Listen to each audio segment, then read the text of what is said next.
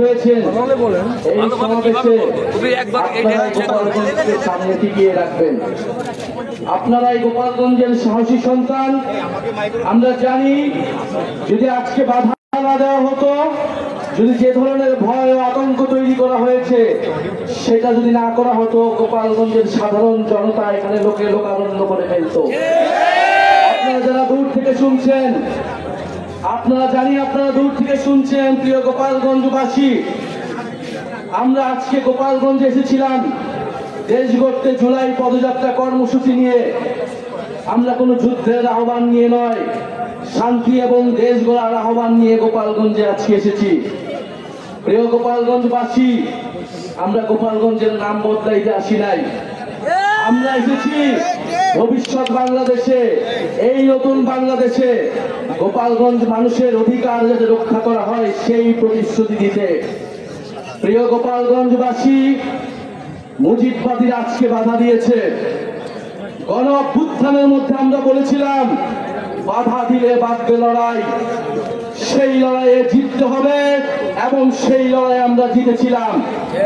আজকে আবারও বাধা দেওয়া হয়েছে দ্বিগুণ গতিতে, এর জবাব আমরা দিব ইনশাআল্লাহ। প্রিয় গোপালগঞ্জবাসী, আপনারা যারা এই গণ অভ্যুত্থানের পক্ষে রয়েছেন, নতুন বাংলাদেশের পক্ষে রয়েছেন, আপনাদেরকে দায়িত্ব নিতে হবে এই গোপালগঞ্জ যেন মুজিববাদীদের আশ্রয় কেন্দ্র হয়ে উঠতে না পারে। যদি পুলিশ প্রশাসন ব্যর্থ হয়, নিজেদেরকে রক্ষা করার দায়িত্ব, নিজেদের জেলার মর্যাদা রক্ষা করার দায়িত্ব, বাংলাদেশকে রক্ষা করার দায়িত্ব আমাদের নিজেদেরকেই নিতে হবে, যেরকমটা আমরা গণ অভ্যুত্থানে নিয়েছিলাম।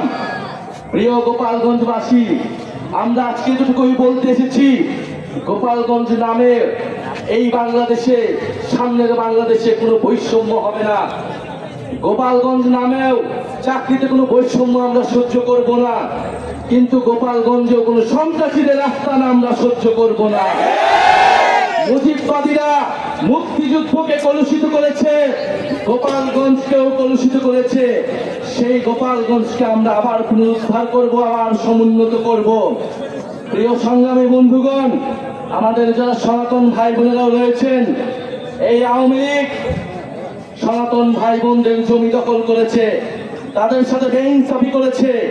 আমাদের এই নতুন বাংলাদেশে আমরা সকল ধর্মের অধিকার রক্ষা করব, মান মর্যাদা রক্ষা করব। প্রিয় সংগ্রামী বন্ধুগণ, আজকে মুজিববাদীরা বাধা দিয়েছে, তাদেরকে জবাব দেওয়া হবে। আমরা যদি আজকে এখানে দাঁড়িয়ে ঘোষণা দেই সারা বাংলাদেশ এই গোপালগঞ্জে এসে জড়ো হবে, কিন্তু আমরা সময় দিয়ে যাচ্ছি। আজকে যে বাধা দেওয়া হলো, কারা বাধা দিয়েছে, কোন সাহসে বাধা দিয়েছে, কোন সাহসে মুজিববাদীরা এখনো গোপালগঞ্জে আশ্রিত রয়েছে, কারা আশ্রয় দিয়েছে? দ্রুত সময়ের মধ্যে বিচার যদি না হয়, আমরা আবারও আসবো গোপালগঞ্জে।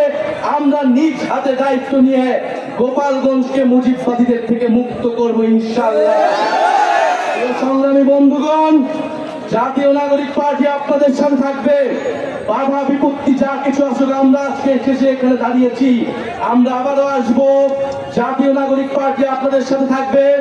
মুজিববাদের কবর রচনা করে, ৭২-এর সংবিধানের কবর রচনা করে গণতান্ত্রিক বাংলাদেশ গড়ে তুলবো, এটা আপনাদের কাছে আজকে আমাদের ওয়াদা। আজকের এই দিনে আবু সাইদ শহীদ হয়েছিলেন, আমাদের ওয়াসিম শহীদ হয়েছিলেন, আমাদের ৬ জন শহীদ হয়েছিলেন।